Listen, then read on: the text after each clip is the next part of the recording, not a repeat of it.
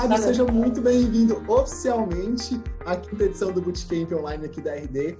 Você também é um cara super acessível, super solícito aqui pra gente. E eu tô muito animado pelo que você trouxe. A palavra tá contigo. O que você precisar, eu tô aqui em backstage. É só chamar que eu apareço, beleza? Beleza, Rodrigo. Cara, valeu. Primeiro de tudo, né, agradecer a RD pelo convite. Rodrigo aí por ter feito a ponte. Sei que tem muitas pessoas que trabalham aí nos bastidores aí para estar ajudando a esse bootcamp tá acontecendo, né?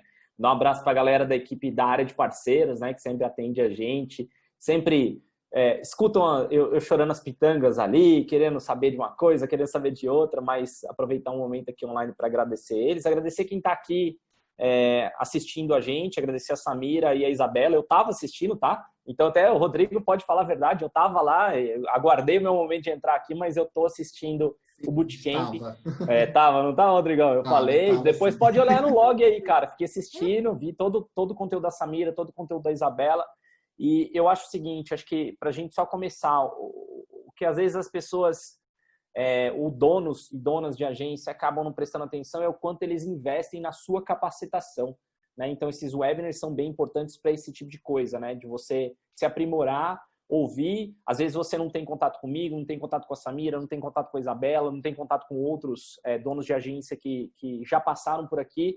E um webinar é feito para você absorver a experiência dos outros e acelerar o seu crescimento.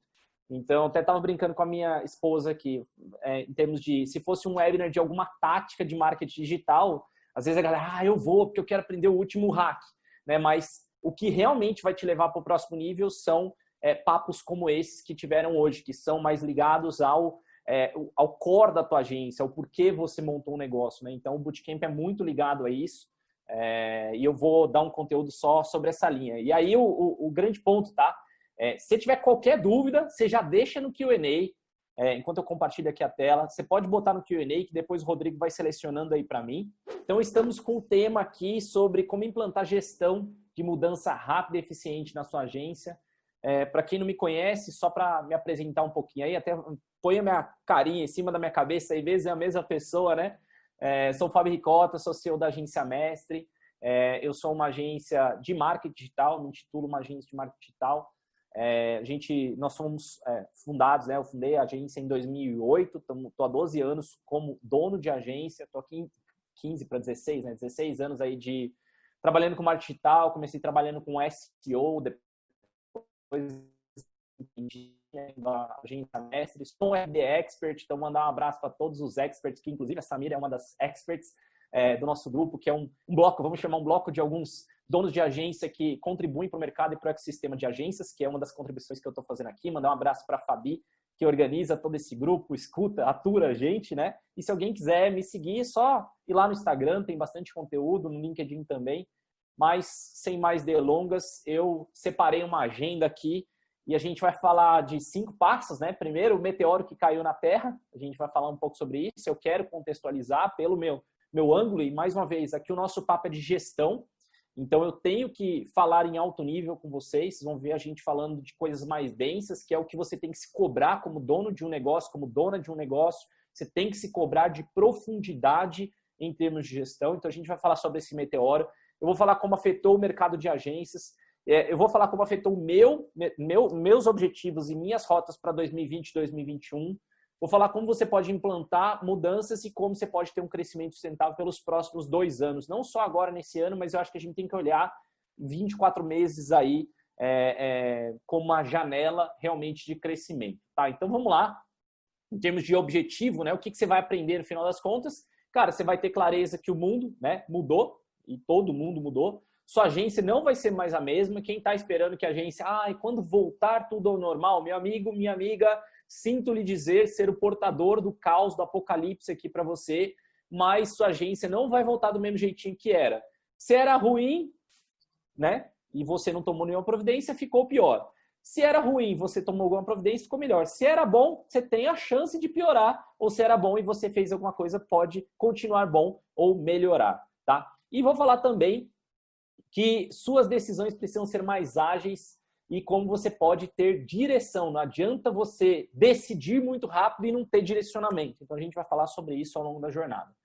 Então vamos falar do tal do meteoro, né? Por que eu botei assim, meteoro que atingiu a Terra? Eu acho que a gente passou por uma...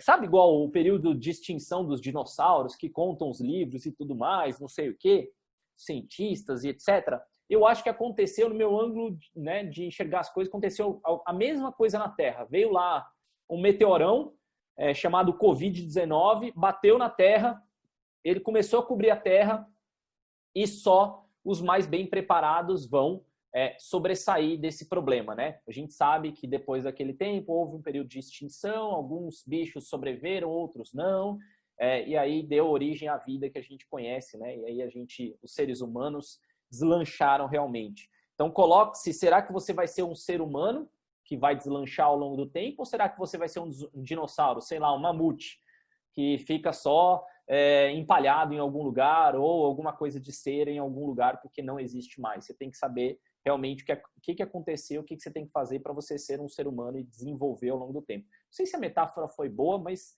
surgiu agora e eu queria falar. Se foi ruim, tá tudo bem, só ignorar. Mas vamos falar um pouquinho sobre o nosso cenário. Deixa eu só tirar minha barrinha aqui de cima. Aí.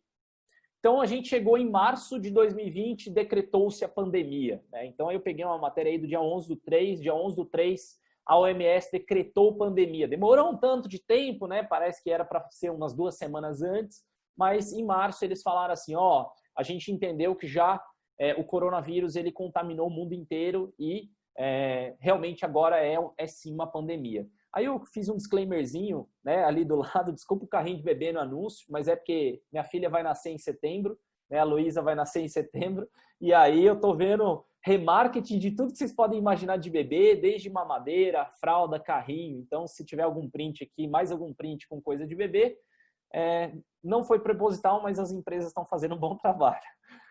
Mas falando aí do que decretou a pandemia, o que aconteceu, né? O que realmente mudou? E aí vamos falar um pouco de gestão, é importante de você entender.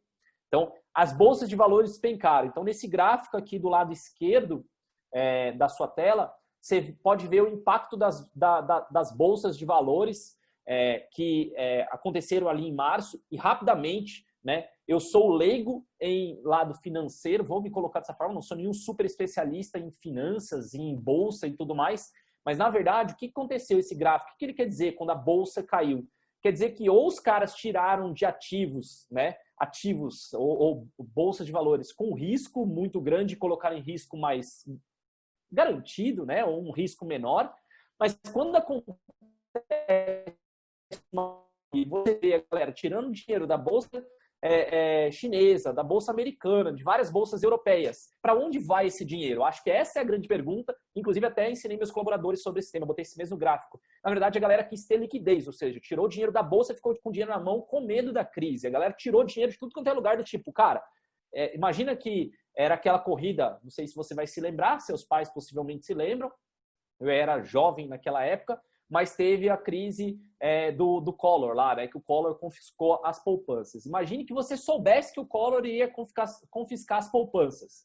Uma semana antes, o que você faria? Você vai lá, tirava o dinheiro da poupança e guardava no colchão. Por quê? Porque se você guardar em outro lugar, eu compro alguma coisa, né? Mas você tira do banco, porque senão você possivelmente vai perder o dinheiro. O que aconteceu foi a mesma coisa. Então, vamos vender tudo, vou me capitalizar para eu aguentar a crise. Basicamente é isso, tá? Que eles fizeram ali dentro das bolsas de valores. E aí, a gente pode ver no gráfico do meio que são as maiores quedas da Bolsa de Valores brasileira, né? Desde a crise asiática, crise russa, câmbio flutuante, crise do subprime dos Estados Unidos.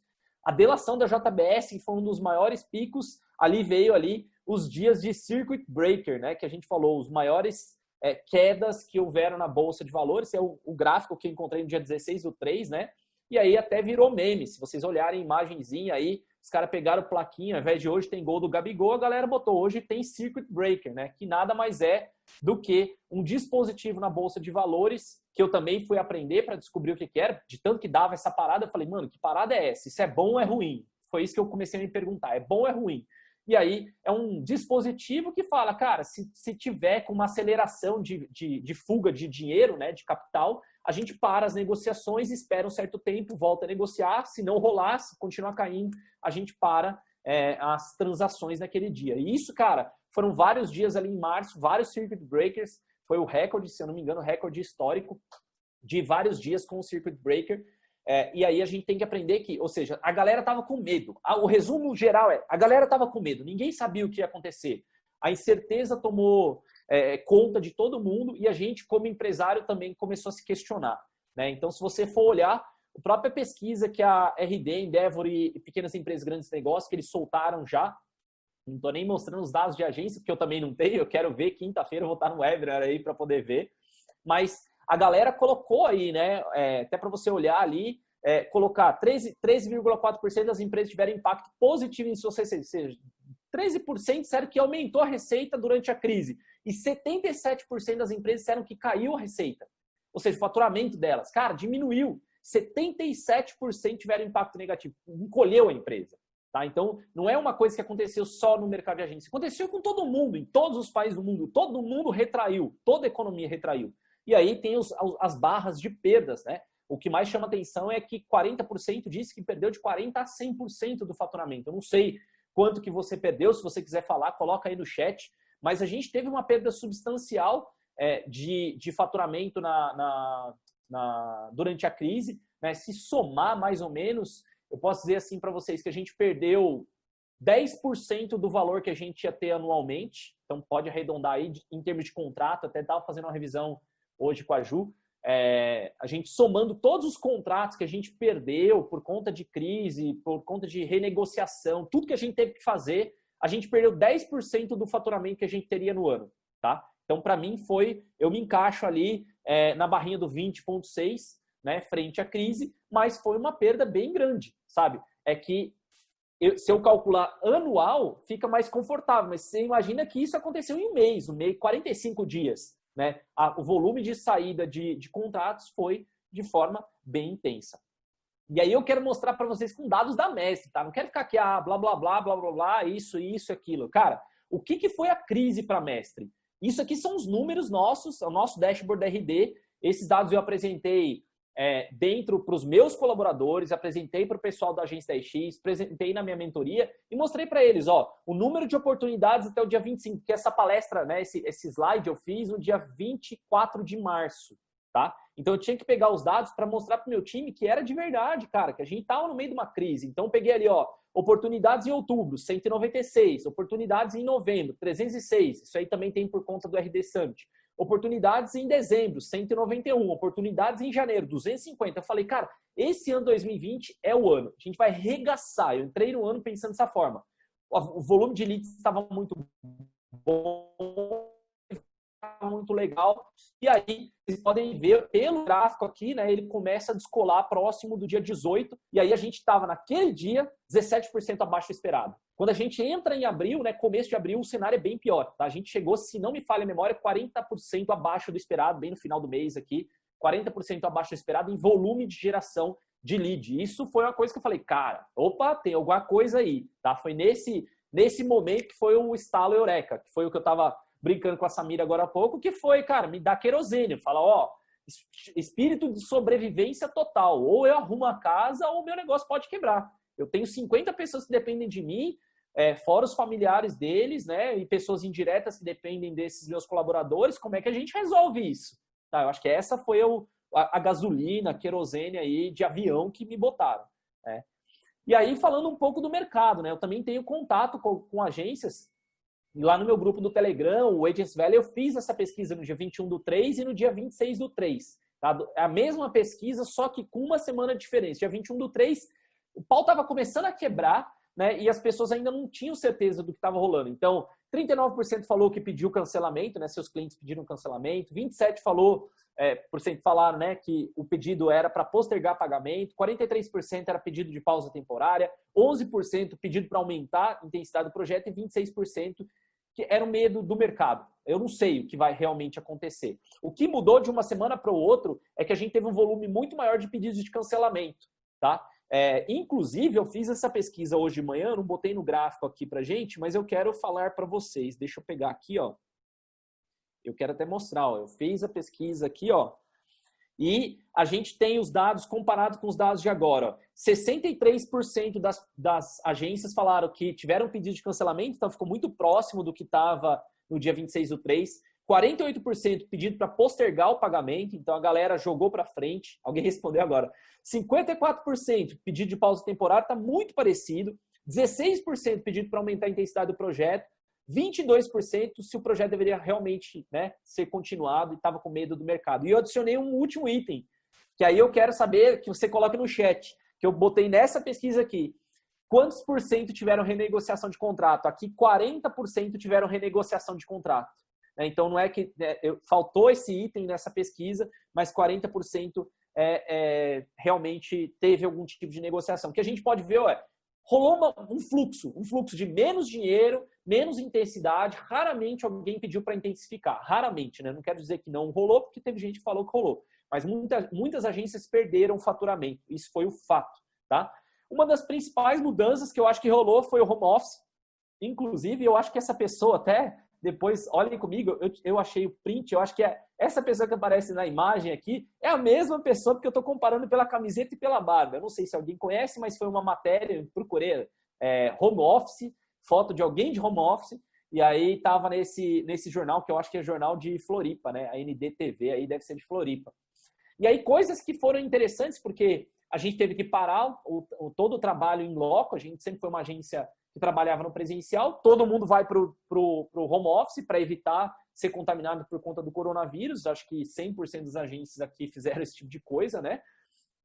E o maior desafio que eu acho que tem, que é a imagem da direita, é o cara trabalhando no meio da cozinha, né? A gente não estava preparado, muitos colaboradores, muitas pessoas não estavam preparados para trabalhar de casa e foram forçados. Eles tiveram que descobrir onde que eles iam trabalhar, testar por vários dias, descobri que a internet às vezes não funcionava, descobri que o computador que estava em casa não funcionava, descobri que a cadeira era desconfortável. Não sei vocês, mas tô com vários nós aqui no pescoço e tudo mais por conta da cadeira. Minha cadeira aqui em casa não é boa que nem a do trabalho. A mesa não tem altura, a cadeira não tem regulagem, você fica desconfortável, você trabalha mais, você já está tenso, você fica com tudo travado. Então, muita gente passou perrengue realmente por estar no modelo de home office, mas a gente teve que fazer. Foi uma mudança drástica e rápida. E aí eu quero falar para vocês sobre o que mudou no meu cenário para ver se dá um estalo antes de eu mostrar para vocês como fazer o que a gente fez. Então, a primeira coisa que você tem que saber, lá na Mestra a gente faz gestão de OKRs. Esse aqui é um print de um dos nossos objetivos, né? Nós temos 3 objetivos, a legenda de baixo até fala isso, são 3 objetivos dentro da Mestra, a gente usa a gestão por OKRs.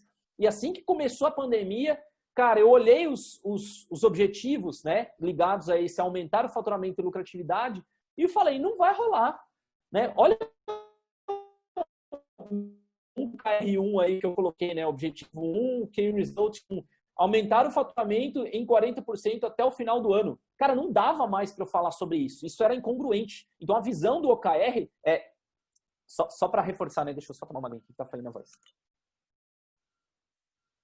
A visão do OKR é que ele não está escrito em pedra. Eu posso e devo ajustá-lo, né? Eu já vou falar mais sobre o OKR para você. Então, o que eu risquei ali? Meu objetivo com a crise deixou de ser crescer a agência e sim manter a agência. Porque para mim, mais importante do que eu ficar com uma crise de ego, de vontade, não vou baixar meu preço, não vou fazer isso pelo cliente, não vou fazer tal coisa, é manter minha equipe. O que eu coloquei na cabeça eu preciso manter o meu time, porque eu vou crescer em 2021, não preciso crescer em 2020, eu preciso manter a minha equipe operando, sem ganhar dinheiro, na menor margem possível. Por quê? Porque eu quero esse time para justamente quando a gente for crescer em 2021, fazer sentido. Essa é a grande jogada. Foi aí que a gente começou a transformar.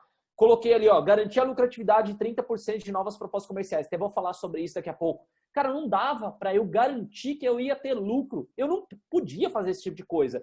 Com o volume de projetos saindo da casa, eu não podia ter esse conceito. Aumentar o ticket médio. Como é que eu vou falar de aumentar o ticket médio se as pessoas estavam pedindo para cancelar? As empresas estavam pedindo para a gente baixar o valor mensal. Então, esse é o cuidado que eu tenho que ter, tá?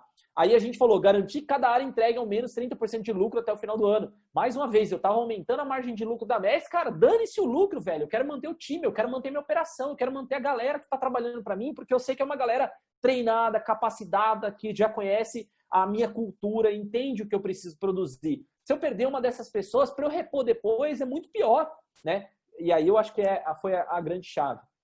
Tá? E aí a gente criou OKRs novos. Né? Então, virou um KR6, virou um Key Result novo. Criaram um novo modelo de preços. O KR7, garantir que as áreas estejam entregando 90% das tarefas dentro do esforço estimado. Né? Já eu falo sobre isso.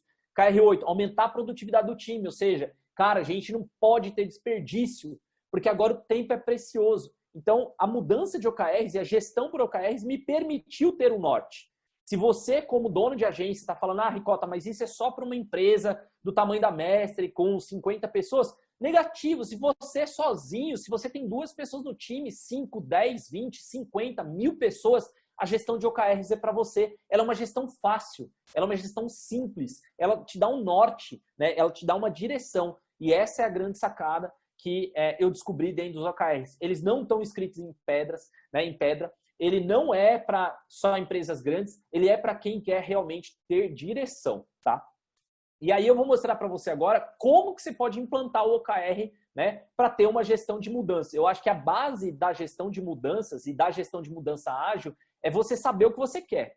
Se você não souber o que você quer, não adianta você mudar, porque aí você muda igual parece uma árvore que é o arbusto, né? Ele cresce para tudo quanto é lado. Você não sabe se ele está indo para cima, para baixo, para o lado. Agora, se você pegar um eucalipto, cara, ele vai lá em cima, velho. Ele quer ir o mais alto possível para pegar o máximo de luz possível. Eu quero direção. Eu não quero só mudança por mudar, tá? Então, o OKR é exatamente isso. E ele, só para lembrar, que talvez eu não fale depois, o objetivo dele não é bater 100%. Né? A gente tem uma decomposição, já vou falar como a gente faz. Meu objetivo não é chegar no final do ano com tudo 100%. Meu objetivo é que a gente olhe sempre para essas metas, né, esses key results, esses objetivos, e eu chegue o mais próximo possível deles, porque eu sei que a minha empresa está rumando para o lado correto. Tá? Então, primeira coisa que eu acho que foi o que mudou o jogo quando eu estava lendo, e parte legal, né, eu li também muito do blog da McKinsey. Um detalhe que a Samira colocou ali, ela citou o blog da McKinsey, do Brasil. Se você tiver inglês, cara, ou traduz no Google Translator, vai no blog da McKinsey, se eu não me engano é o americano, tá? Se não me falha a memória. Vai no gringo dele, né, no que está em inglês, acho que é o americano, sim, não é o britânico, não. É o americano. Você entra lá, as matérias saem lá primeiro, depois de umas 2 semanas eles traduzem para o Brasil. Então, eu esbarrei nessa matéria, por quê? Porque eles começaram a fazer anúncio no Twitter sobre esse post, sobre o coronavírus e o momento de liderança. Entrei nesse post, comecei a ler aquelas, sei lá, os 40 primeiros dias, cara, eu lia pra caramba tudo que eu podia aprender para ser um líder melhor, para ter uma empresa melhor. Eu procurei que eles colocam essa visão do problema, né? Que é para você mudar, primeiro você tem que entender qual que é o problema e o que você tem na visão do problema. Então a gente tem 5 etapas, que talvez você já tenha lido, não tenha esperado eu falar, mas tudo bem. O primeiro item aí, que é um momento de negação, que até eles colocam que um líder moderno, vamos colocar dessa forma, e recomendo que vocês, nunca negue o problema. Né? Negar o problema é você simplesmente falar, cara, essa parada de coronavírus aí não tem nada demais, isso aí não vai pegar, isso aí não vai colar, isso aí é desnecessário. Isso não afeta meu negócio, simplesmente não faz sentido, né? É um absurdo. Quando você entra, recebe uma informação e você nega completamente, ao invés de duvidar, será que é verdade? Será que eu tenho realmente dados palpáveis e coisas palpáveis para ver se é um problema? Isso você pode dizer em qualquer problema da empresa, qualquer problema. Nunca entre no ponto de negação. Eu acho que essa é a linha, né? Ou se entrou, que seja muito curto, muito breve, mas muito, muito, muito breve. O segundo passo é o nível de entendimento. Que aí você começa a olhar e falar, velho, eu acho que essa parada aí faz sentido, cara. Tô vendo lá o mercado europeu, foi daí que eu me liguei que a gente precisava fazer alguma coisa na Mestre. Eu acompanho muitos profissionais de SEO e marketing digital da Europa e dos Estados Unidos. E eles lá na Europa começaram a falar, cara, tá começando a ficar complicado, tô perdendo 30%, 40% do meu faturamento, tá tendo um monte de projeto fechando. Eu falei, cara, se essa parada chegar aqui no Brasil, o que a gente vai fazer? E aí eu comecei a conectar meus neurônios. Eu acho que só o fato de você pensar que pode ser possível, você já começa a pensar nas suas jogadas. Eu sempre falo isso para o meu time de líderes. Né? Pensa sempre que vai acontecer o pior. O que você faria no pior cenário? Mesmo se ele não acontecer, pelo menos você criou um plano. É melhor do que não ter plano algum. Então, essa visão do entendimento. Aí vem a aceitação. Cara, é real, coronavírus está aí, eu preciso fazer o quê? Né? Tá começando a afetar as empresas e merece a minha atenção. Vou começar a fazer, sei lá, um grupo de estudos sobre o tema, vou conversar com alguém, vou trazer alguma coisa para a prática. Depois, participação. Cara, eu sei qual é o problema, eu preciso agir, mas de qual forma? O que é importante? Qual a priorização? Onde que eu devo botar mais energia? Quem vai me ajudar? E aí o último item é o item envolvimento. Então a gente está saindo do problema, a gente admite que ele existe, a gente sabe, né, quem vai ajudar e quando vai ajudar. Então tem uma rota clara. Eu acho que a gente passou por todos esses estágios, eu acho que menos o negação. Eu pessoalmente não cheguei no momento de falar, cara, esse coronavírus não vai ser nada. Eu fiquei bem esperto. Eu procurei entender qual era o problema, aceitei que era um problema, elenquei o que a gente deveria fazer, convidei a liderança da Mestre, né, todos os líderes a participar e dar opinião frente ao problema, e aí a gente espalhou o problema e a frente de atuação, né? Então expliquei o problema, mais uma vez, detalhei tudo que precisava ser feito e dei um norte. Galera, a gente vai arrumar para esse canto. Então, sempre que você tiver um problema, use esse framework aqui, que vai facilitar. Ele é um framework que você encontra, se você procurar mais conteúdo sobre gestão de mudança, é um dos frameworks que você tem com relação ao problema. E aí, como eu estava falando sobre ter um norte, né? Não adianta nada, você tem que ter uma bússola, né? Para quem acompanha Vikings aí, né? Eu assisti bastante Vikings no começo do ano, no começo ou Vikings, né? Dependendo da pessoa aí, mas eu vou chamar de Vikings, porque eu tô no Brasil mesmo. E, cara, quem acompanhou Vikings no começo mostrou que a grande sacada do Ragnar lá, Ragnar Lothbrok, né? Ele tinha uma bússola, cara.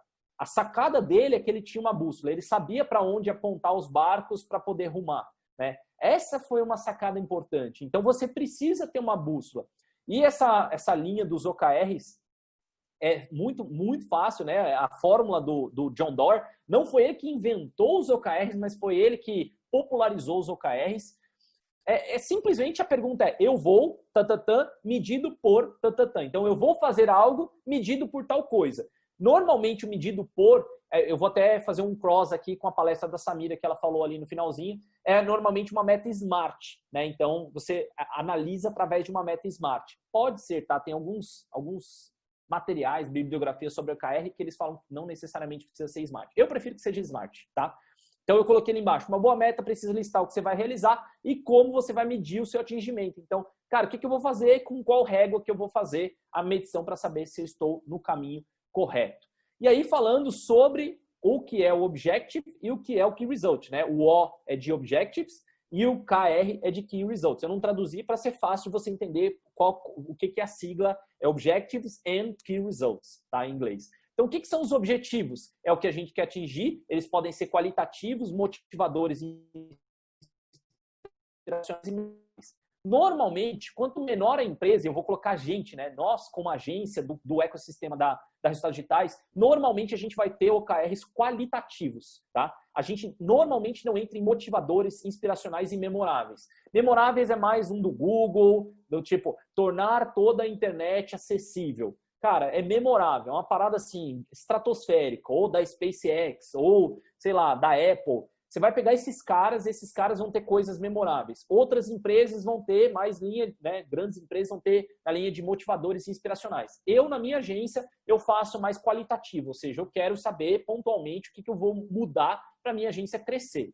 E o Key Result, né? Os Key Results, eu quero olhar, né? Analisar se a gente está chegando ao objetivo. Então, eu tenho um objetivo macro e eu faço uma decomposição. Você pode até pensar em tarefas, né? Como se fosse, vou fazer uma tarefa macro. Pensa que você vai fazer um site. Um site é dividido em quê? Em fazer a concepção da arte, escolher as cores, fazer o wireframe, fazer o layout, codar o site, né? A parte do front-end, o back-end. É a mesma coisa, você tem que fazer as etapas, tá? Então, para quem domina projetos, cara, é só fazer a sequência de etapas para atingir aquele objetivo. Normalmente, algumas bibliografias falam para você ter de 2 a 5 Key Results por objetivo. Cara, eu me sinto livre para colocar mais do que 5 Key Results se você tiver braço para isso, tá? Então, às vezes, Key Result demais quer dizer que você não vai ter muito foco. Então, coloca de 2 a 5. Tem algumas empresas que fazem cerca de 3 Key Results, porque aí você trabalha um Key Result por mês, né? Normalmente, eles fazem uma checagem de OKRs a cada trimestre. Então, se você tem 3 Key Results, você trabalha no primeiro mês em um, no segundo mês em outro e no terceiro mês em outro. E aí fica fácil de você ter priorização, né? Coloquei tem que ser quantitativo e mensurável para ficar, né, tatear. E aí eu trouxe para vocês um pequeno exemplo, né? Você vai implantar o OKR na sua empresa, você pode colocar como um objetivo, que inclusive era um dos nossos objetivos na Mestre, o objetivo número 2 é entregar sucesso para os clientes. Então, eu tenho uma visão macro que eu quero entregar sucesso para os clientes. Qual é o meu key result? Atingir uma NPS 50%. Ricota, 50% não é muito pouco, né? Às vezes você está se prendendo no número aqui. Na Mestre, a gente conta quem não responde como detrator. Só para ficar fácil, aí você faz a conta, vai ficar muito mais difícil, tá? Então, você olha os key results, a gente lista. Como é que eu defino que eu estou entregando sucesso para o cliente? Vou lá, listo até uns 5 key results, tá? Para ficar muito mais fácil. E aí, as iniciativas que são os OKRs do time. Então, primeiro você desenha da empresa, Objectives and Key Results, e depois você decompõe isso para o time. Já vou mostrar um slide específico para vocês, mas o exemplo aqui é, identificar clientes que já foram neutros promotores para converter em neutros novamente, então é uma ação, identificar clientes com nota 6 para converter em 7 ou 8. Então, esses seriam exemplos de iniciativas para o time trabalhar esses Key Results. Então, na hora que eu faço Key Result, eu já penso quais são as tarefas que dariam para eu colocar debaixo disso aqui para eu mandar minha equipe fazer de forma que a gente atinja esse 50%. Por enquanto, até aqui, por enquanto está tudo bem. Tem alguma pergunta disso aqui, Rodrigo? Se quiser me pausar. Por enquanto, tudo tranquilo. Tem algumas perguntas, mas não em relação a isso. Tá. Mas aí a gente vai... time, mas depois a gente vai resgatar. Show. Então tá. Aí agora a gente vai entrar... Esse aqui é o exemplo, tá, que eu apresentei no ano passado, inclusive para minha equipe de líderes. Apresentei na minha mentoria, apresentei no 10X, que é exatamente como a gente vê os OKRs dentro de uma agência, tá? Então, dificilmente você vai achar um material assim, você vai encontrar até na RD dessa forma, mas eu vou mostrar o que a gente fez na prática dentro da Mestre. Então, tenho lá o objetivo, né, da empresa, da agência, entregar sucesso para os clientes. Então, que results eu tenho? 3, atingir uma NPS 50%, crescer o volume de oportunidades em 35% a cada 3 meses, gerar um case de sucesso por mês. Isso aí, eu entendo que se eu estiver fazendo e cumprindo com esses key results, eu estou entregando o meu objetivo. Aí eu desço para uma planilha de OKRs do time. Então, se você trabalhar com squad, pode ser daquele squad. No meu caso, são setores lá dentro da Mestre. Então, tem o setor de SEO, o setor de conteúdo, o setor de inbound, o setor de mídia, o setor de criação, né? Tem todos os setores ali que a gente tem dentro da empresa. Tem o RH, o comercial, o financeiro. Cada um tem os seus OKRs. E aí eu vou pensar, baseado nos OKRs da empresa, quais são os OKRs do time? E aí você pode derivar, a gente não fez isso na Mestre, mas você vai encontrar algumas bibliografias de você, inclusive, derivar OKRs para o indivíduo. Quando você chegar no indivíduo, quem me deu essa dica, inclusive, foi o Henrique Saraiva. Quando eu estava apontando para ele falou assim, Cota, você chegar a implantar OKR para os colaboradores, por exemplo, no início do ano, quando a pessoa estiver trabalhando, cara, você vai estar trabalhando num nível que pouquíssimas empresas no Brasil e até no mundo trabalham, de realmente ter a visão de OKRs. Então, agradecer ao Saraiva, foi uma ótima provocação. Em breve, né, Saraiva, passando aí esse estresse e a gente entendendo agora, a gente já entende como trabalha com OKRs, a gente deve descer para os indivíduos também, que basicamente é o plano de desenvolvimento individual. Né? Se você olhar e falar assim, nossa, agora abriu a mente, né? O que é o tal do plano de desenvolvimento individual, PDI, que todo mundo fala, que todo mundo quer, plano de carreira, faz em formato de OKR, velho. O OKR é tão palpável, tão simples, porque o OKR do indivíduo tem que estar conectado ao do time, que vai estar conectado ao da agência. Então, quando ele cresce, a sua agência lá no final vai estar crescendo também. Então, fazer esse ciclo, essa conexão aí vai fazer toda a diferença. E não é uma coisa de outro mundo não, tá, gente? É uma coisa bem simples fazer os OKRs. E aí, você pode perguntar, mas Cota, qual que é o tempo ideal para analisar ou revisar os OKRs? Então, a gente revisa e analisa todo mês. Inclusive, essa semana, toda última sexta-feira do mês, a gente faz uma reunião de liderança e a gente começa revisando os OKRs, que é cada um dos líderes apresentando, olha, a minha área avançou nesses OKRs aqui, a gente trabalhou nesses Key Results, então a gente contribuiu para a empresa nessas frentes. E você pode fazer, se você estiver fazendo OKRs com o indivíduo, quando você for com um colaborador ali ou colaboradora, quando você for fazer o feedback mensal, você olha por OKRs também. Então, quais OKRs? E ele vende, né? Ele vende para você, olha, eu trabalhei nesses OKRs desse mês. Então, caso ele tenha trabalhado, vai melhorar a sua equipe, que no final das contas vai melhorar a sua organização. E aí a grande sacada, da onde que conecta OKR com Covid, além da sopa de letrinha, né? Cara, surgiu um problema, alguma coisa importante, para e olha seus OKRs. Tipo, velho, eu tô indo pro lugar certo ou não? Que foi o que a gente fez. Por isso que eu quis mostrar tudo riscado lá para você. Fiz questão de mostrar os OKRs da mesa. Que eu entrei, eu olhei e falei, cara, diante dessa situação, isso aqui não é mais prioridade para mim. Eu não tenho que estar trabalhando em cima dessas frentes. Eu tenho que refazer aqui meu planejamento. Então, voltei algumas casas para trás. Não se perde, né, o avanço que você teve, mas a gente repriorizou, matou alguns key results, né? Não foi necessário matar nenhum objetivo, mas a gente matou o key results e readaptou o que dava, né? Reconstruiu o que dava e criamos novos também. Então, no caso do Covid, a gente não esperou a reunião mensal, não precisa esperar até o final do mês para todo mundo ajudar. Eu entrei nessa parada de cabeça e eu falei, cara, vou matar isso, isso. Mandei pra galera, agora a prioridade é isso aqui e vamos falar só na nossa reunião. Quando a gente for falar, a gente vai focar nesses outros itens. E aí a galera começou também a trabalhar nos seus objetivos Key Results de área baseado no que a empresa deu de norte. Então é aquela história.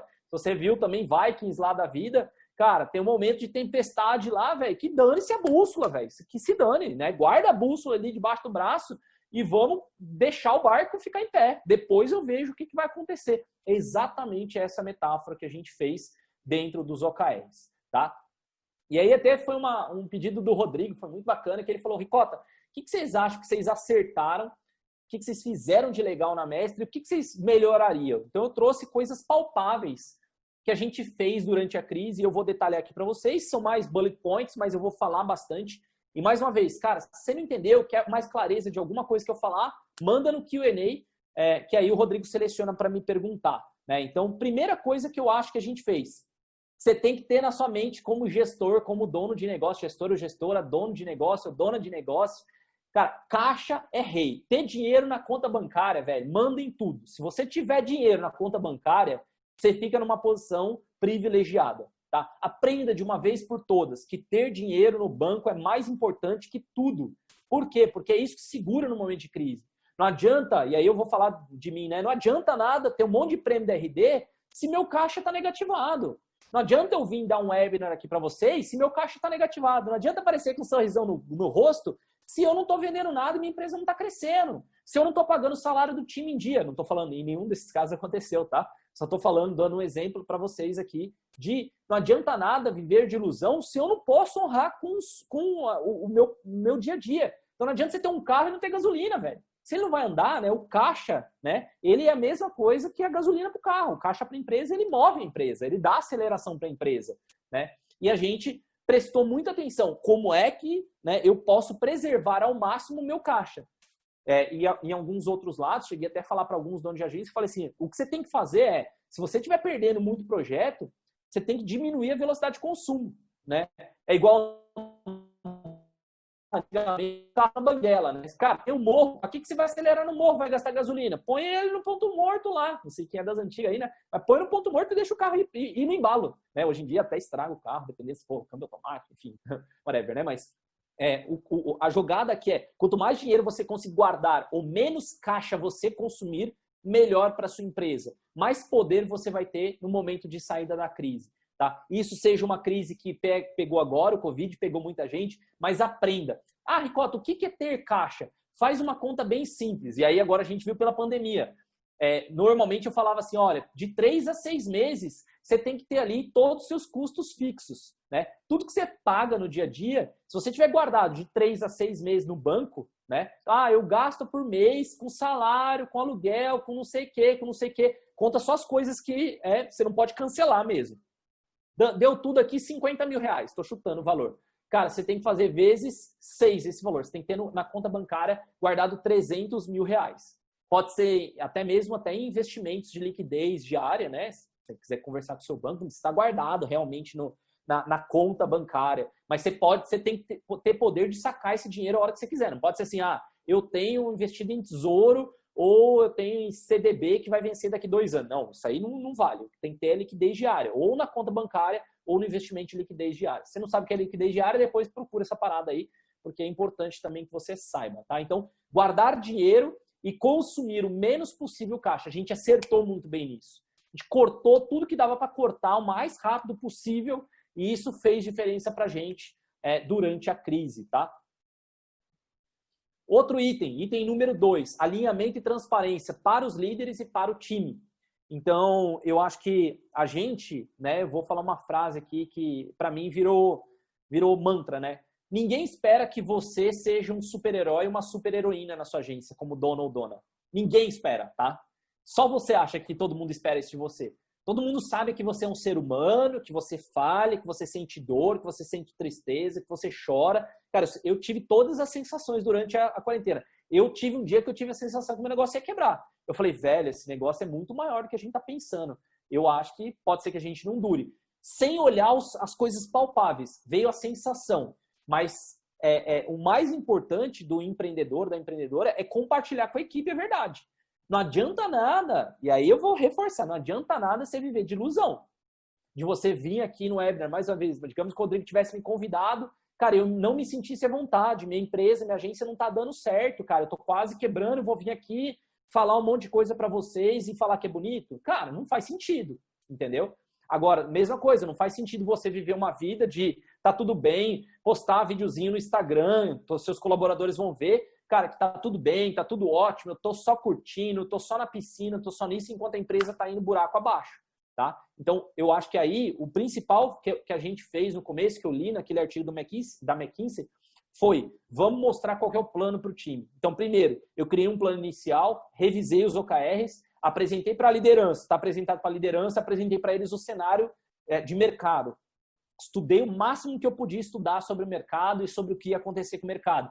Coloquei na mesa para eles e depois chamei a empresa inteira e a gente fez uma reunião bem completa, onde eu detalhei tudo para eles. Eu joguei a real, falei, galera, isso aqui são os projetos que já pediram cancelamento com menos de 7 dias. Isso aqui é mais ou menos, né, para vocês entenderem a política que a gente vai fazer de preços. O que eu quero é preservar o emprego de todo mundo, mas eu não posso garantir nada. Então não dá para eu garantir que todo mundo vai ter um emprego até o final da crise. Não dá. Eu sinto muito. A gente vai segurar o máximo que der. A gente precisa da ajuda de vocês. Então, dá transparência para a equipe. É eles saberem, velho, eu tenho que trabalhar certinho aqui e ajudar a empresa. Então, lembra do framework lá de problemas? Você tem que ter o engajamento de todo mundo. Se você não compartilha, você vai ficar remando sozinho. Vai estar todo mundo remando pro lado que você acha que tá certo, que eles acham que tá certo, quando na verdade você tá remando pro lado contrário, falando, galera, vamos para lá. É para lá que tem que ir. Então você tem que chamar o time e dar clareza. Ricota, eu não fiz isso ainda. Cara, pega, monta uma apresentação e faz isso para eles na sexta-feira. Senta com eles na próxima segunda. Mostra o que aconteceu. Mas eu tenho medo de mostrar informações muito delicadas. E aí as pessoas falarem, saberem quanto eu faturo, quanto eu perdi de projeto, ou saber... Cara, é aquela história, as pessoas já sabem, velho. Eles já têm uma ideia de quanto você fatura. Eles precisam, na verdade, compreender a sua situação para te ajudar, né? Sabe, você tá parecendo aquele amigo que precisa de ajuda, mas simplesmente não fala, galera, eu realmente preciso de ajuda. O outro lado tá falando assim, cara, eu acho que ele deve precisar de ajuda, mas eu não vou me meter aqui, né? Vai ver, eu tô passando o limite. Todo mundo precisa de ajuda, todo mundo, tá? Quanto mais ajuda, melhor, beleza? O que mais? A gente implantou muito rápido o home office, eu acho que a gente talvez poderia ser um pouco mais rápido, mas assim que a RD entrou, acho que numa sexta-feira, não vou guardar o dia exato aí, mas a RD entrou, e aí eu comecei a pensar no final de semana inteiro, falei, olha, velho, a RD entrou, será que eu deveria entrar, né? Será que não é muito... antecipar muito. Aí na segunda a gente trabalhou ainda, que segunda a gente tem as reuniões de indicadores na Mestre. Na segunda a gente falou, não, amanhã a gente já vai entrar no home office. Não dá, não. Eu acho que é muito risco para todo mundo. Todo mundo pegava transporte público para poder passar e seria um risco muito grande. Então a gente parou, o nosso trabalho podia ser feito de home office. Paramos uma grande quantidade de pessoas já na terça, algumas outras pararam na quarta, e um time comercial ficou ainda a semana. Eu achei que ia ser rápido, mas aí depois no final das contas a gente falou, não, vamos todo mundo para casa, porque tem que ter um jeito a gente trabalhar de casa. E eu sou um cara que odeia, ou odiava, vamos colocar assim, odiava o home office. Eu falava, cara, isso aí não funciona, não presta. E a gente teve que entender que dava para trabalhar com home office. E a gente já tinha todas as coisas que precisavam para o home office. Se alguém quiser saber o que a gente implementou que garante, né, que o home office funciona melhor, manda aí no Q&A que eu detalhe, porque eu não coloquei na apresentação, tá? A gente agiu muito rápido cortando custo fixo e cortamos custos com fornecedores. Então, assim, aluguel de equipamento a gente descontinuou ferramenta de RH que era voltado para contratação, a gente cancelou ferramenta de SEO que a gente não estava utilizando muito. Custo fixo, a gente pediu para o pessoal do conjunto que a gente aluga ali da Mestre, diminuir, né, o valor. Cara, tudo que era despesa, a gente abriu o cartão de crédito inteiro e falou, isso aqui dá para cortar ou não dá para cortar? Só de custos fixos que eu cortei de ferramenta foram mais de 5 mil reais. Então, se eu olhar no ano, 50 mil reais. Cara, 50 mil reais a mais na minha conta, no caso 60, né? 60 mil reais a mais na minha conta, já é, se eu não me engano, já é a primeira parcela do 13º.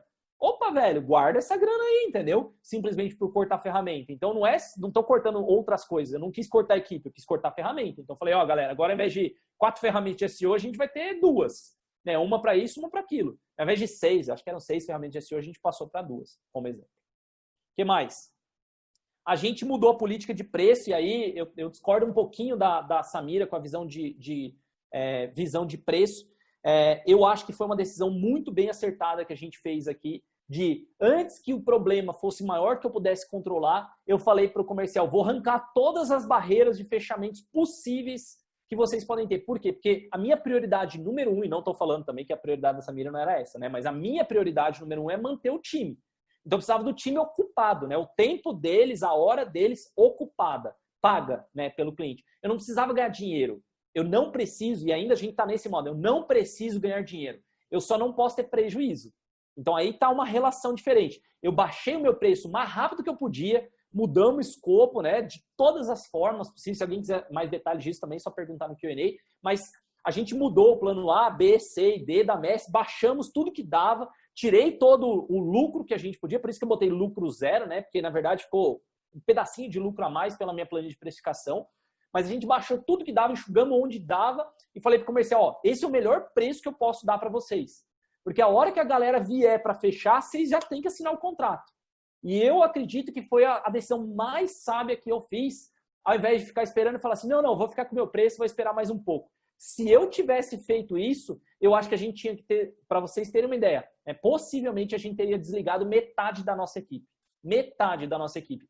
Então, para mim, não vale a pena eu praticar lucro durante a pandemia. E ainda não vale. Porque o que eu quero é que o meu time continue comigo. Não é o ano de eu ganhar dinheiro. Esse ano não é o ano de eu ganhar dinheiro. Esse ano é o ano de eu pagar a conta, manter o time, ampliar até a equipe, capacitar gente nova. Em 2021 eu vou voltar a crescer financeiramente. Agora, esse ano eu não preciso crescer. Não preciso mesmo. Então, por isso que eu implantei uma política de preço.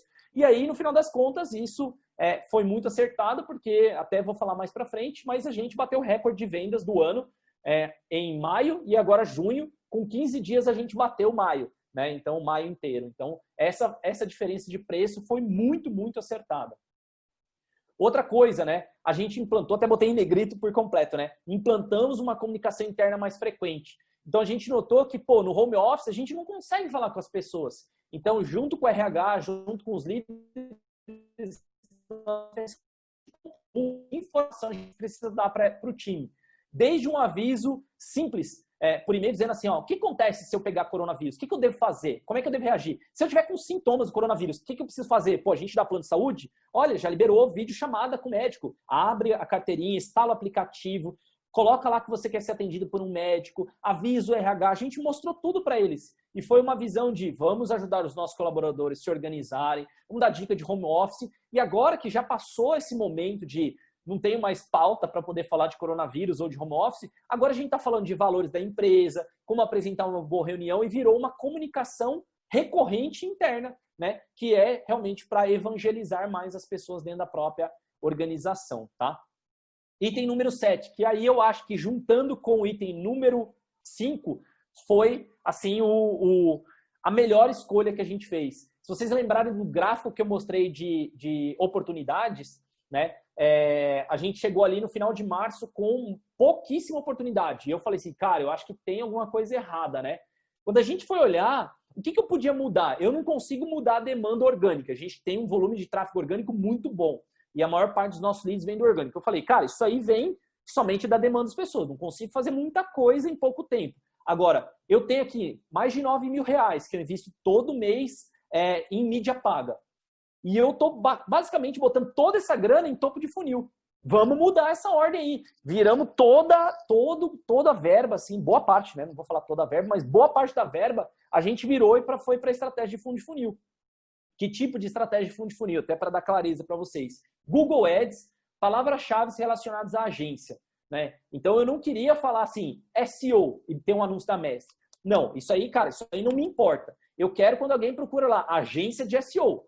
Quando alguém buscar no meio da pandemia uma agência SEO, vê o meu anúncio, clicou, velho, ele tá no meio da pandemia, ele sabe o que ele quer, ele abriu o Google para procurar um fornecedor, ele entrou em contato comigo, essa pessoa já está ignorando a pandemia.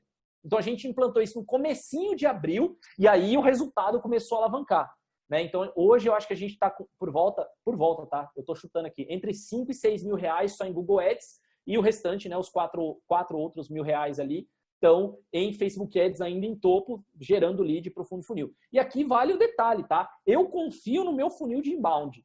Né? Eu acho que casa de ferreiro, o espeto não pode ser de pau. Tem que ser realmente, né, feito certinho. Eu acredito que se a gente vende inbound para cliente, você está vendendo marketing digital todo dia, você ir fazer prospecção ativa e depender de prospecção ativa e indicação, para mim é suicídio. Quer dizer, é a mesma coisa que você, até fazer uma analogia aqui, você ser um esportista, um professor de educação física e você fuma e bebe pra caramba. Então você está detonando com o teu corpo e pregando para os outros ter uma boa saúde. Eu acho isso completamente errado. Então, primeiro não é que eu estou falando, só faça inbound. Né? Assim como a Samira falou, aproveite todas as portas, mas faça inbound bem feito. Vai lá, faz os seus anúncios, velho. Se você fala para o seu cliente botar anúncio, por que você não põe dinheiro? Aí eu estou trucando você que está olhando aí do outro lado. Cadê suas campanhas de mídia? Cadê seu trabalho orgânico? Cadê o seu funil de inbound? Cadê seus leads gerados? Cadê sua persona alinhada antes de chegar no vendedor? Ou você é aquela pessoa que, não, para os outros eu tenho que fazer, mas para mim deixa de qualquer jeito. Desde a vez que eu coloquei na minha cabeça que a Mestre é o maior cliente da própria Mestre, o jogo mudou completamente. Então a gente faz um trabalho de marketing digital muito forte. Vai lá, cara, comece com R$50, cara, que seja R$50 por semana no Google Ads. Só isso para fundo de funil já vai ajudar, vai conseguir facilitar você no dia a dia, tá? Eu tenho certeza que isso vai transformar o jogo, transformou o nosso jogo. Hoje, até para te dar um número exato, né? Até tem a Bia do meu time de marketing deve estar acompanhando aí, ela sabe desse número, eu vou falar o número para vocês. Hoje, para eu fazer uma venda, no ticket que eu vendo, tá? Eu tenho que gastar R$2.000 em Google Ads. Então, durante a pandemia, a gente mensurou, né? Então, a gente está no meio da pandemia. Nós fechamos 4 novos contratos exclusivamente por campanha de mídia, tá? E eu tive que gastar R$2.000 só para trazer essa venda. Então, eu olho e falo, cara, se eu preciso de R$2.000 para fechar uma venda, beleza, põe 10, eu fecho 5 clientes, né? E eu coloco esse custo de R$2.000 na minha planilha de precificação. Então, toda vez que eu vender, eu já tô com aquele valor pago. É assim que a gente vai operar a partir de agora. Tá? Então, é uma estratégia super válida, super caso real. É onde eu ponho meu dinheiro. É tipo aquela história, né? Onde eu ponho meu dinheiro numa empresa de investimento, né? Se eu sou uma dona de uma empresa de investimento, você vai perguntar para o dono, onde é que você põe seu dinheiro? Quero botar... Então, estou botando meu dinheiro no Ads para gerar lead para o nosso comercial. Por último, negociação com clientes frente a escopo. Então, a gente teve muita negociação. Acho que a gente aprendeu a negociar, mas aí eu vou falar do ponto de melhoria. A gente negociou com os clientes formas, trabalhos, diminuição de escopo. A gente foi maleável, mas eu acho que a gente foi maleável tarde demais, né? Então, que pontos de melhoria a gente teve? Que eu acho, olhando agora o passado. Primeiro, eu acho que a gente demorou um pouquinho para ter chaveado para campanhas de mídia paga. Eu deveria ter acreditado nisso um pouco antes. A gente botava muita grana só em topo. Eu poderia já estar com campanhas de Google Ads, já deveria estar com os indicadores de Google Ads bem prontinhos para saber, cara, fia dinheiro lá porque vai sair de lá. Então, se eu tivesse feito, normalmente os pontos de melhoria que eu vou listar aqui estão ligados a timing. Tá? E timing é tudo para uma crise. Então, se hoje você pode antecipar, cara, vou pôr R$50 no Google Ads, já faz isso. Não espera, né, uma nova crise, uma segunda onda. Dá uma olhada no mercado europeu. Hoje, né, a maioria dos mercados europeus, de novo, estão fechando de novo, estão voltando à quarentena. Então, vai rolar aqui no Brasil. Pode escrever. Florianópolis fez isso, né? Eu acho que foi anunciado hoje ou ontem. Fechou de novo, velho. E aí vai ficar nesse abre a economia, fecha a economia, abre a economia e vão ter picos de ondas de clientes. Então, você precisa estar o mais certo possível, porque até o final do ano vai ser alguma coisa nesse sentido. Item número 2. Eu analisaria fontes de crédito mais rápido e um pouco antes. Né? Precisou todo o problema de crise e tal, não sei o quê, para eu começar a me inteirar. O que a gente fez? Chegou um momento que eu virei e falei para Ju, eu não sei se a gente vai precisar de crédito, ou seja, fluxo de caixa, mas vale a pena perguntar para o gerente, porque às vezes, né, e aí foi o que aconteceu com muita gente, é melhor tomar o crédito agora, não pagar nenhum juros por 6 meses e devolve e paga o dinheiro, do que na hora que a gente precisar não ter dinheiro disponível no mercado.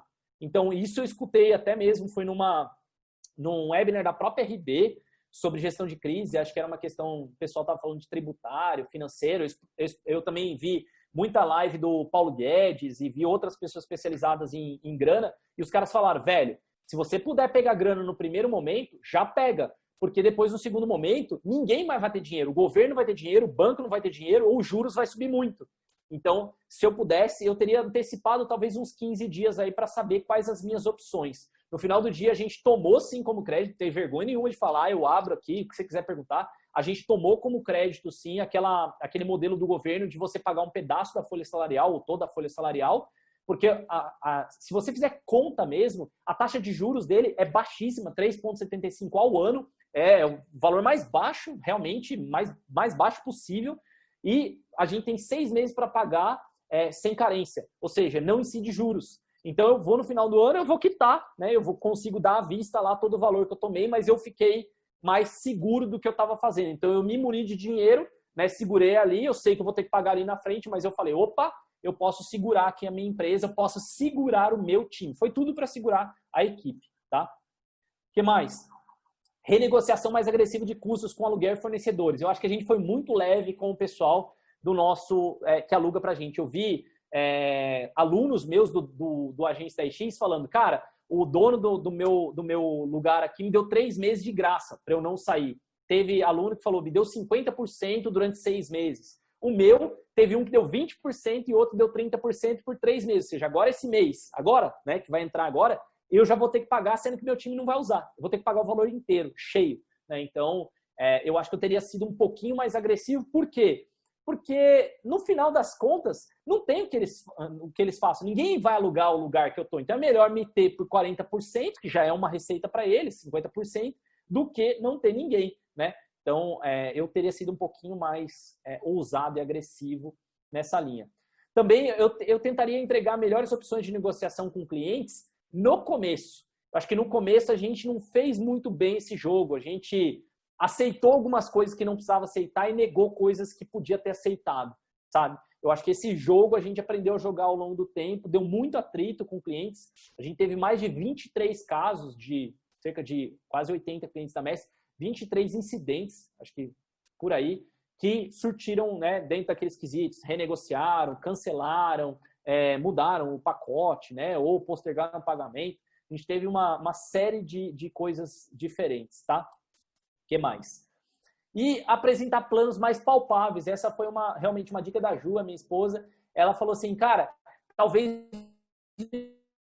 a gente mostrar um planejamento mais palpável para o cliente que estava com medo, com incerteza. A gente foi muito lento nisso, de desenhar para ele qual que ia ser o forecast de vendas, que ele no digital estava crescendo. Por exemplo, eu tive 3 clientes que eu acho assim inadmissível na minha cabeça ainda, que eles cancelaram o contrato com a gente, sendo e-commerce e estando vendendo muito bem. Eles cancelaram simplesmente por medo. Cara, eu quero cancelar porque eu não sei o que vai acontecer. E o e-commerce estava arregaçando de vender, estava com ROI positivo, estava com tudo certo.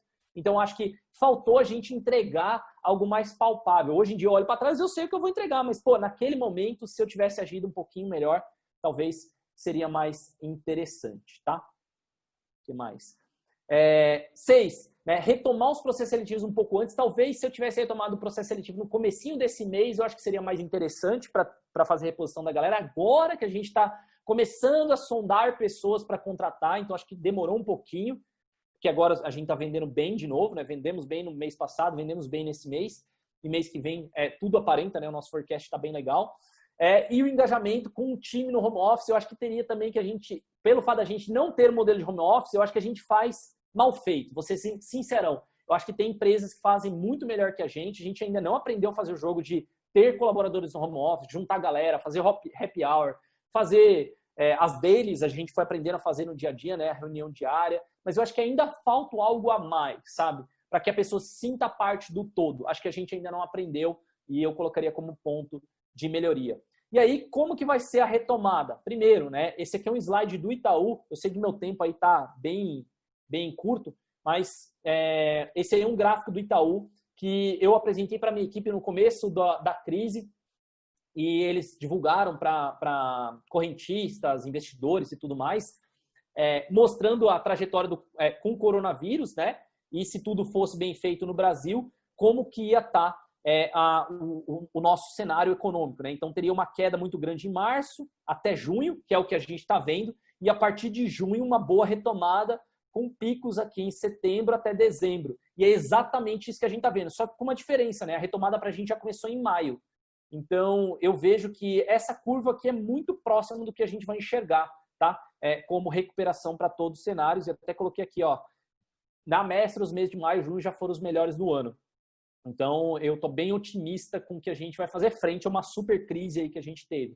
Inclusive, essa informação, né, para sustentar que realmente a galera vai vir atrás, no relatório que a RD fez, mais uma vez, RD, Endeavor e pequenas empresas e grandes negócios, 70% das empresas, né, das PMS, falaram que eles precisam melhorar marketing e vendas. Então, velho, quem que entrega marketing e vendas? Como disse um cliente pra gente, um dono de uma empresa, virou e falou assim pra gente, cara, e eu achei muito foda, mandei pra todo mundo da empresa, eu não estava na reunião, mas me encaminharam, ele falou assim, cara, as agências digitais estão para, né, as empresas, o jeito que elas estão é como se fosse um respirador para uma pessoa com coronavírus na UTI. A gente que vai tirar essa galera da crise, é a gente que vai puxar tudo. Nós estamos fazendo esse movimento e vamos dar sequência nesse movimento. E aí, ó, essa visão aí, ó, 70% diz que melhorar marketing e vendas é mais importante que o fluxo de caixa. Pra vocês terem essa ideia, né? Então, eu preciso vender mais, eu preciso movimentar, né? Eu preciso ter tração para crescer depois. Então, quem vai tirar essa galera da UTI somos nós. E aí, hora da revisão. O que você aprendeu por aqui, né? Cara, o mundo mudou completamente e não foi só no digital. Não adianta você achar que, cara, foi só no meu segmento, mudou completamente.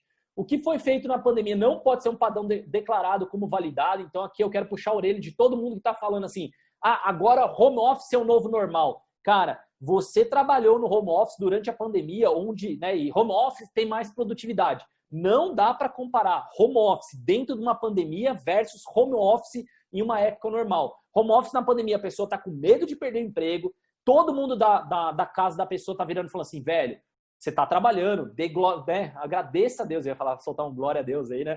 Agradeça a Deus. Nada contra soltar um glória a Deus também, mas não quero... Enfim. Agradece a Deus aí que você está trabalhando, foca aí no seu canto e tudo mais. No dia a dia normal, virar e falar assim, dá licença aí que eu quero passar o aspirador, o cachorro late, ou sai de cima da mesa do almoço que a gente quer arrumar a mesa, vai trabalhar em outro lugar. Como se você fosse um encosto ali. Então... toma bastante cuidado, porque o modelo home office em pandemia é diferente do modelo home office normal. Então, olha muito bem, espera todo mundo voltar. Tudo bem, se você quiser tomar decisão agora, todo mundo é home office, vou economizar e tudo mais, mas saiba que talvez você vai ter que fazer... vai voltar atrás.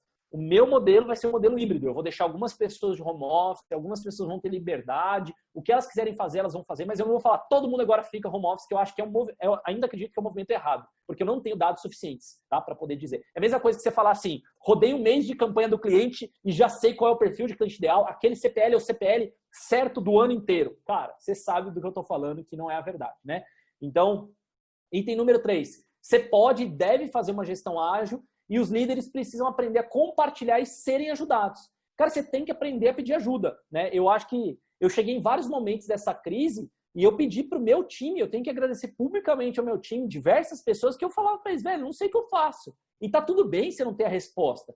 As pessoas estão lá simplesmente, às vezes, para te ouvir, só o fato de você falar qual é o problema, ou elas vão contribuir, ou só o fato de você falar qual é o problema, às vezes você já encontra uma reflexão, mas eu acredito fielmente que ninguém é super-herói e ninguém espera que você seja super-herói, tá? Então guarda essa. Para você botar em prática nos próximos 30 dias, estuda sobre OKR, né? Organiza as prioridades da agência para daqui 2 anos. Então, cara, o que eu quero ser daqui 2 anos? Pós-pandemia. O que eu quero fazer? Nesse ano eu não vou crescer o faturamento, mas ano que vem, o que eu quero? Que faturamento que eu quero atingir? Né? Que tamanho que eu quero ficar? Que perfil de cliente que eu quero atuar? Que trabalhos, né? Que mudanças no meu marketing digital eu preciso para ser a prova de pandemia? Pensa desse jeito. Se tiver uma segunda pandemia, porque a gente não pode garantir que não vai ter. Se tiver uma segunda, o que você vai fazer? Então liga os pontos, velho, sabe? Compartilha com a equipe, né, esses objetivos 2 anos, eu acho fundamental de dar clareza para todo mundo. Faz um brainstorm sobre como atingir esses objetivos em 2 anos e é baseado no brainstorm de todo mundo, você monta seus OKRs. Então, eu fiz o modelo de OKRs na Mestre e implantei em 30 dias. Tá? Estou dizendo para vocês que dá. Eu fiz exatamente essa linha. Estudei sobre OKRs, olhei o que eu queria atingir, chamei toda a liderança, ou se você não tem liderança, você pode chamar toda a agência, ou chame um grupo que você confia, pessoas que têm alguma maturidade já na agência, chama eles e faz um exercício online mesmo. Cara, o que você acha que tem que fazer? Depois você categoriza por áreas, monta os OKRs da empresa, OKRs das áreas e começa a trabalhar com incremento mensal. Beleza? Gente, era isso que eu tinha para compartilhar. Rodrigão, se você quiser puxar aí as dúvidas... que mais? As dúvidas, eu acho que você respondeu quase todas, na verdade, né? O pessoal querendo saber como é que você está falando sobre home office, você já falou bastante. O Thiago Cortez perguntou se você vê uma abertura aí para contratar profissionais. Ele botou de fora da agência, mas eu acho que é de fora da cidade, né? Do estado, né? Do estado. Eu acho que eu posso falar, só dar essa dica mesmo. Eu acredito que sim.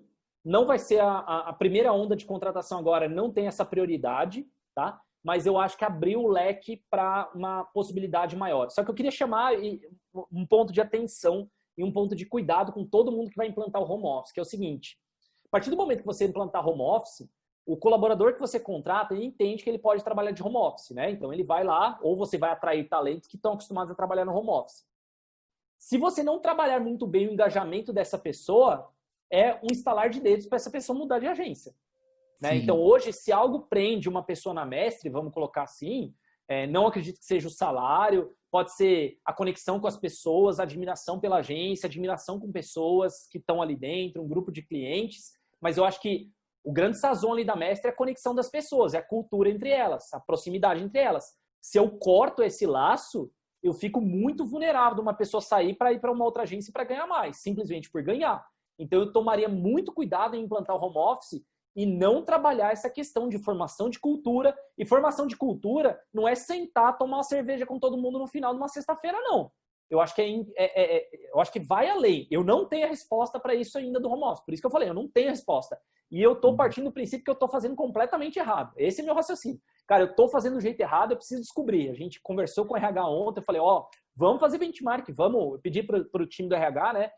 São 2 pessoas lá, entra em todos os grupos de RH e pergunta o que eles estão fazendo de home office para engajar. E mais uma vez, home office não é mandar caneca legal, home office não é mandar cadeira para o colaborador, viu? Um monte de gente, nossa, olha como nós somos uma ótima empresa, eu deixei ele levar a cadeira. Cara, daqui 6 meses todo mundo vai ter a melhor cadeira no home office. E aí, como é que você se supera? A cadeira não vai ser um diferencial, o teclado não vai ser um diferencial, o mouse que você vai dar não é um diferencial. Qual vai ser o diferencial? Né? Dar só uma caneca, será que faz diferença? Eu não tenho a resposta, né? Mas a gente vai empilhar tudo que pode ser feito, a gente vai fazer. E, mais uma vez, eu acho que pesquisar entre o time que está trabalhando no home office, que é valor para eles, eu acho que está a grande sacada, de tipo, colocar mais experiências. Então, eu vi uma empresa, por exemplo, mandou um kit festa junina para casa de todo mundo, né? Personalizado da empresa, e aí todo mundo tem hora marcada para entrar no Zoom, todo mundo a caráter. Pô, que coisa legal. Eu vi o pessoal acho que foi o pessoal da Hotmart, eles fizeram um encontro deles de organização da empresa, eles botaram uma banda, acho que foi a banda Eva, que eles botaram ao vivo, via Zoom, para todo mundo entrou, fez lá a revisão de OKRs e tal, não sei o quê, e no final tinha uma banda. Aí todo mundo recebeu voucher do iFood para comprar uma cerveja, pedir alguma coisa e ficou em casa. A galera botou na televisão. Eu acho que aí você está saindo do comum. Né? E também não é assim, vou chamar um artista para fazer alguma brincadeira. Não é isso. Mas conseguir criar uma agenda onde as pessoas se conectem, dê risada, criem um raciocínio, uma lembrança, uma memória afetiva da empresa, sabe? Sintam-se parte. Eu acho que é essa a jogada. Tá? Sair do comum, né? Porque essa questão da cadeira, do mouse, é recurso de trabalho, né? Então, é como você ir no restaurante e o prato vir quente. Pedir uma comida. É isso aí. Mandou bem, cara. Vamos usar esse exemplo para fazer, Rodrigão. Você tem que pegar o algo a mais. Então, faz total sentido. O Léo perguntou muito como que você faz o gerenciamento do seu time, se é alguma ferramenta. Eu sei que você já falou em outros bootcamps que você tá bem em zoom out, deixa a galera rodar, tá tudo muito livre, mas é legal trazer para eles esse contexto, assim, como que acontece esse gerenciamento na Mestre? Tá. Então, assim, eu vou falar a minha visão e como ele pode fazer na empresa dele sendo pequena, tá? Eu vou assumir que a empresa pode ter 5 colaboradores, para ficar fácil para todo mundo, e pode ter 2, tá? Também não faz diferença. Hoje, o meu modelo é, eu olho os OKRs, tá? Então, todo mês eu olho os OKRs, ou seja, se eu estou indo para aquele caminho, os líderes reportam cada um dos OKRs, né? O que eles estão trabalhando frente a esses OKRs. Eu olho toda segunda-feira, eu participo de reunião, desde o comercial, SEO, mídia, conteúdo. Eu já falei em vários bootcamps, né, que eu faço a participação, onde eles apresentam ali os números de todos os clientes, assim que eu me intero sobre os clientes. Eu tenho contato de 1 a 1 com a liderança. O sistema de gerenciamento de tarefas é o Runrunch, que a gente usa para gerenciar as tarefas ali no dia a dia. Os líderes, eles fazem com a área deles, né? Uma reunião semanal, se não me falha a memória, frente aos OKRs. Então, quanto andamos frente aos OKRs, semanalmente eles fazem essa visão. E também tem as dailies diárias, né? Que é quais as tarefas que a gente vai fazer no dia, quais as tarefas que a gente fez no dia anterior que deram certo, o que não deu para ser feito, a gente vai colocar no dia de hoje, e o que a gente vai fazer no dia de hoje. Então, assim, se você é um dono de agência que está com 5 pessoas, por exemplo, 3 pessoas, você pode fazer daily, né? Como eu disse, só para ver as tarefas, o controle de tarefa, e bater ali, abre o Runrunch ou o sistema de tarefa que você preferir, pode ser Trello, Asana, o que você quiser usar aí, não tem muita preferência, eu gosto do Runrunch. Você vê as tarefas que foram feitas, as que não foram entregues no prazo, tem que ser entregues hoje, então alinha com a equipe quais são as prioridades. Toda segunda-feira você checa os indicadores de projeto, então quantos % da meta de leads que eu tô do mês, basicamente isso, tá? E você pode fazer a avaliação de OKRs uma vez por mês, já que seu time é pequeno, você não precisa fazer semanal. Tá? Então, eu trabalharia dessa forma. Boa, show de bola. Bom, o chat aqui tá on fire, a galera falando, comentando, gostando muito do conteúdo que você trouxe. Para mim, foi super legal te ter aqui, Fábio. Obrigado por ter topado participar. Esses últimos bootcamps, com tudo isso que está acontecendo, eu sempre gosto de trazer a importância da colaboração de vocês, no sentido de estar sempre trazendo conteúdo muito quente, então um conteúdo quase que criado e desenvolvido em real time também aqui, trazer o supra-sumo mesmo do negócio hoje para os parceiros. Então, muito obrigado Fábio, obrigado Samira por ter continuado com a gente aí também até agora, a Samira está aqui também. Tá ouvindo a gente. Espero que você volte mais vezes aqui, é sempre um prazer receber, e eu deixo você aí encerrar o nosso treinamento. Eu tenho mais uma coisa para falar, que eu sempre gosto muito dos conteúdos que a gente traz, modéstia à parte, aqui no Bootcamp. Não é porque sou eu que organizo e eu que penso no outline junto com o time, mas eu acho muito legal porque a gente consegue ver os próximos passos muito claro para os parceiros. E todo mundo que sai daqui tem um desafio de conseguir organizar todas as ideias para poder implementar desde o marketing lá na primeira, com a Isa, até o final de gestão aqui com o Fábio. Então, caso alguém tenha alguma dúvida de como começar, de qual é o primeiro passo, liguem para o Farmer, liguem para o CS de vocês. Eles têm total essa liberdade para ajudar vocês a construir esses próximos passos. E aí, quando a gente der o nosso tchau aqui, a Paula Scheffer vai entrar no AirDrops explicando como que vocês fazem para poder fazer esse contato com o Farmer, cadastrar novas oportunidades, para que vocês consigam aí estreitar esse relacionamento entre a agência e a RD. Beleza? Fábio, sua mensagem de despedida. Legal. Rodrigo, primeiro, agradecer mais uma vez o convite, agradecer cada uma das pessoas da RD, né, as pessoas que me ouviram durante essa pandemia. Eu mandei mensagem para o Saraiva, eu mandei para Tubino, eu mandei uma mensagem para o Eric, até mesmo para munir ele como é que estava o andamento aqui para gente. Agradecer o meu time, que eu acho que, cara, sem eles, de verdade, cara, a gente estaria em sérios apuros e assim, assim como o Jean, mandar um abraço pro Jean Vidal, né, que não pôde estar aí com a gente, que teve a filhinha dele agora, né, nesse final de semana. A minha filhinha tá para chegar, então acho que essa foi a minha gasolina, sabe? Eu falei, cara, eu preciso dar um jeito, preciso arrumar a casa, preciso estar tudo bem para quando a minha filha nascer, eu poder ficar com ela de forma organizada. Então esse foi o meu motivador. Eu não sei qual é o motivador de cada um de vocês, mas a gente aprende compartilhando. Eu também agradeço muito aos farmers e CSs que me atenderam ao longo do tempo aí dentro da RD, vários, não vou citar um por um, senão eu vou talvez falhar em citar algum nome, mas agradecer toda a área de CS e farmer de parceiros que ajudaram a Mestre ao longo do tempo, cara, formatar o produto de inbound, formatar o modelo de venda, ouvir os nossos perrengues no dia a dia, ajudar os clientes. Hoje eu estou menos próximo deles, né? É proposital, hoje eu tenho os líderes ali trabalhando mais próximo, meu papel é outro, mas eu sou muito grato pelo que a RD faz. Eu sempre falo isso, eu sei que eu sou um cara chato às vezes para RD, fico lá pentelhando, mas eu acho isso legal. Toda vez que eu mando mensagem pro Saraiva lá e falo, pô, Saraiva, desculpa a sinceridade, falar assim, falar na lata, mas é porque eu me sinto à vontade, eu me sinto em casa, literalmente, até estando aqui, o Rodrigo sabe, eu falo isso pessoalmente para eles, nos bastidores, eu me sinto em casa porque eles me acolhem bem, fizeram parte do nosso crescimento, fazem parte do nosso crescimento, e se você puder pedir ajuda para o seu CS, para o seu farm, peça ajuda, enche o saco dele, de verdade. Ele, vamos brincar assim, ele é pago para ouvir a agência, então ele vai dar atenção para quem procura atenção. É um colaborador a mais que a agência tem.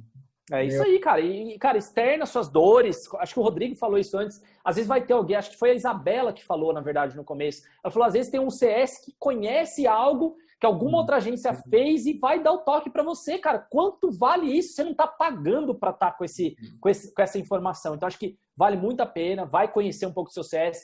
Fala toda semana, marca a ligação, marca uma call, traz mais alguém do time, pergunta mesmo. E assim, eu espero que eu tenha passado um conteúdo sincero, verdadeiro para vocês. Não tem certo e errado, você não tem que fazer tudo que eu fiz. Eu só entrei aqui para compartilhar o que eu fiz na minha agência, o que eu faria de melhor. Não é bala de prata, e como o Rodrigo disse, a gente está num avião, passando por uma turbulência, nós estamos trocando a asa de lugar, não é nem só trocando pneu, cara. Você trocou a turbina no meio de uma turbulência, basicamente foi isso. Tá todo mundo olhando para o digital nesse momento. É o momento das agências, tá no lugar certo, velho. É só fazer direitinho que você vai realmente se transformar, e parabenizar todo mundo que ficou até o final, cara, porque o mais difícil é quem quer se aprimorar com gestão para o negócio, né? Não estou falando que o bootcamp é sobre gestão da empresa, né? Então, estar aqui no bootcamp é realmente bem importante. Então, agradeço aí mais uma vez a RD. É na frente, com certeza. Beleza?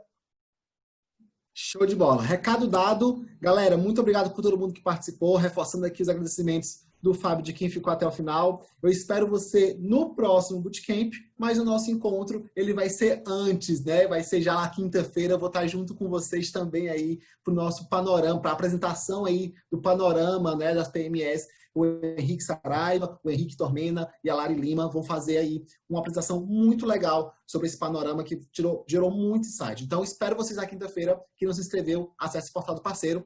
E agora a Paula Schaeffer vai entrar aqui para encerrar o nosso Bootcamp. Valeu, pessoal. Tchau, tchau. Até a próxima.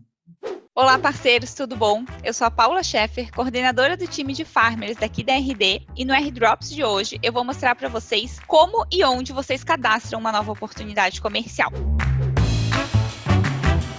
Primeiro, basta vocês entrarem no portal do parceiro e fazer o login com o e-mail e a senha do RD Station Marketing de vocês. No menu superior, virem Marketing e Vendas e então na página de registro de oportunidades.